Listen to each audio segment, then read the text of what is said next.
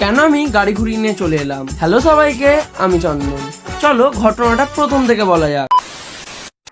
ওই ভাই, ফুচকা খেতে যাবি? এই বৃষ্টির ওয়েদারে কি এত সুন্দর অফার কেউ মিস করে?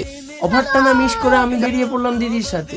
বাইরে বেরিয়ে দেখি বেশ ভালোই বৃষ্টি হচ্ছে, তাই জন্য দিদি আমাকে এই গাড়িটা চালাতে দিল। কিন্তু আর কি, ফ্রিয়ের জিনিস ছাড়া যায় কখনো? খাওয়ানোর নাম করে না দেখি নিজেই শুরু করে দিয়েছে। আমি যখন বলি কি রে আমাকে খাওয়াবি না, বললো তোকে কি বারণ করেছি নাকি? তারপরে আমিও তো শুরু হয়ে গেলাম ফুচকা টুচকা খেয়ে ঝাল লেগে যাওয়ার জন্য।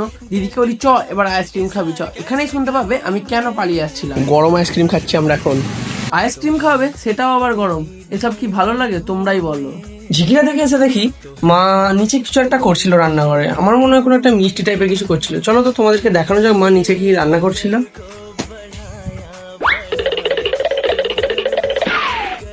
কি এগুলো?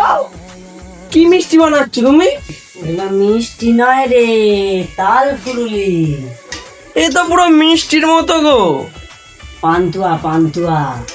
তারপর মা আমাকে এক বাটি ফুরুলি দিয়ে দেয়। চলো আমি ফুরুলি খাই আজকের মতো, টাটা।